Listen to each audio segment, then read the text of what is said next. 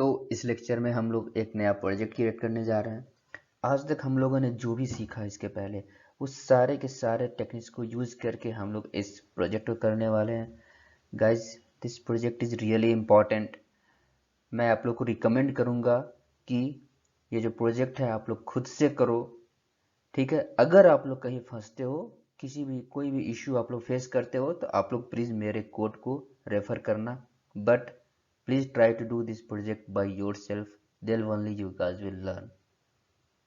तो चलिए देख लेते हैं हम लोग आज प्रोजेक्ट में आखिर क्या क्या करने वाले हैं। तो हम लोग एक 2 tier आर्किटेक्चर क्रिएट करने वाले हैं और वहां पे एप्लीकेशन को डिप्लॉय करने वाले हैं यूजिंग टेराफॉर्म। अब एप्लीकेशन डिप्लॉयमेंट से क्या मतलब है, हम लोग 2 tier आर्किटेक्चर में पहले क्या क्रिएट करने वाले हैं हम लोग ये बता देते हैं आप लोग को। सबसे पहले मैं 2 tier क्रिएट करूंगा। पहले टियर में आपका एप्लीकेशन रन कर रहा होगा, सेकेंड टियर में आपका डेटाबेस रन कर रहा होगा। एप्लीकेशन पे मैं वर्डप्रेस एप्लीकेशन यूज करने वाला हूँ और वो वर्डप्रेस का जो डेटाबेस है, वो डेटाबेस में वर्डप्रेस जो डेटाबेस यूज करती है वहां पे मैं आरडीएस प्रोडक्ट को मैं यूज करने वाला हूँ, जो कि माई एसक्यूएल इंजन होगा वहां पे, ठीक है। तो अब इसके लिए कैसे कैसे हम लोग क्या करने वाले हैं, तो हम लोग क्या करेंगे, सबसे पहले टोटल 3 डायरेक्टरी क्रिएट करेंगे। हम लोग स्टेप बाय स्टेप चलेंगे, ऐसा नहीं कि एक स्क्रिप्ट लिखा और कंप्लीट आर्किटेक्चर डिप्लॉय हो जाए। This is not at all recommended way. Companies में क्या होती है वो भी मैं अभी आपको बताऊंगा। तो जहां तक बात रियल टाइम का है, सबसे पहला काम होता है आपको नेटवर्क क्रिएट करना, नेटवर्क कंपोनेंट्स क्रिएट करना, complete networking setup means VPC setup. तो हम लोग सबसे पहले एक डायरेक्टरी क्रिएट करेंगे वीपीसी का और वहां पे हम लोग वीपीसी सेटअप करने का सारा कमांड लिखने वाले हैं। वीपीसी सेटअप में हम लोग क्या क्या करने वाले हैं, सबसे पहले हम लोग एक वीपीसी क्रिएट करेंगे, फिर इंटरनेट गेटवे क्रिएट करेंगे, फिर 2 पब्लिक सबनेट क्रिएट करेंगे फॉर आवर एप्लीकेशन जो कि इंटरनेट फेसिंग होगा, और 2 डेटाबेस सबनेट भी क्रिएट करेंगे जहां पे हमारा डेटाबेस रन कर रहा होगा और ये प्राइवेट सबनेट में होगा।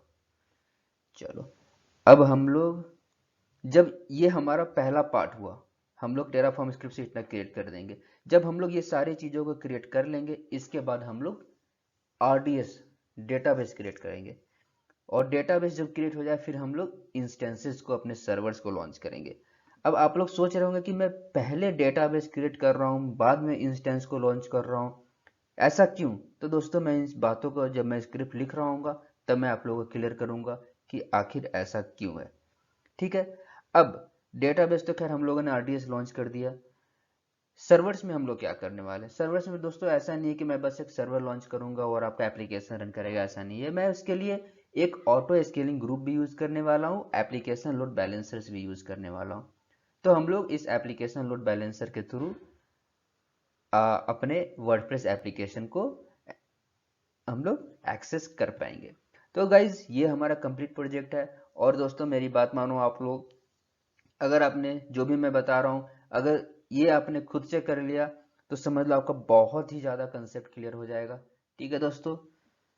अब आते हैं राउट टेबल पे। तो हम लोग टोटल 2 राउट टेबल क्रिएट करने वाले हैं। एक राउट टेबल हमारे एप्लीकेशन के लिए होगा और दूसरा राउट टेबल हमारे डेटाबेस के लिए होगा।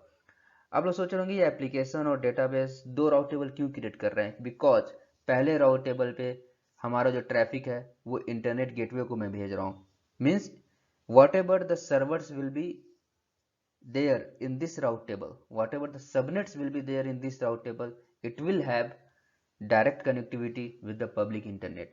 एंड हम लोग डेटाबेस के साथ ये नहीं करना चाहते हैं। डेटाबेस को दोस्तों कभी भी पब्लिक इंटरनेट से एक्सेसिबल नहीं होना चाहिए। तो हम लोग डेटाबेस को हम लोगों ने क्या किया, यहाँ पे जो भी सबनेट हम लोगों ने अटैच किया वो बस विद इन अ वीपीसी ही अपने ट्रैफिक को फ्लो करवा सकता है, बट जो सर्वर्स होंगे application servers, it can be accessible over internet gateway, ठीक है दोस्तों। तो चलिए हम लोग चलते हैं, कोड स्टार्ट करते हैं लिखना। तो गाइज इससे पहले मैं स्टार्ट करूं, मैं आप लोग को बता दूं कि मैंने सारे कोड्स को हमारे गिटहब पे डाल रखा है। आप लोग को बस लेक्चर 5 में जाना है और इसके अंदर आपको सारे के सारे डायरेक्टरी मिल जाएंगे। तो जैसा कि दोस्तों मैंने आप लोग को बताया था, हम लोग 3 डायरेक्टरी क्रिएट करने वाले हैं। सबसे पहले हम लोग वीपीसी नेटवर्किंग क्रिएट करेंगे जब हमारा सारा नेटवर्किंग कंप्लीट हो जाएगा, उसके बाद हम लोग आरडीएस क्रिएट करेंगे। ठीक है, डेटाबेस क्रिएट करने वाले हैं। और जब डेटाबेस क्रिएट हो जाएगा, उसके बाद हम लोग कंप्यूट सर्वर्स क्रिएट करने वाले हैं। कंप्यूट सर्वर्स का मतलब वो सारे सर्वर जहाँ पे आपका एप्लीकेशन रन कर रहा हो। अब आप लोग सोच कर रहे होंगे कि मैं ऐसा क्यों कर रहा हूँ कि पहले आरडीएस क्रिएट कर रहा हूँ, फिर मैं EC2 इंस्टेंसेस को क्रिएट करने वाला हूँ।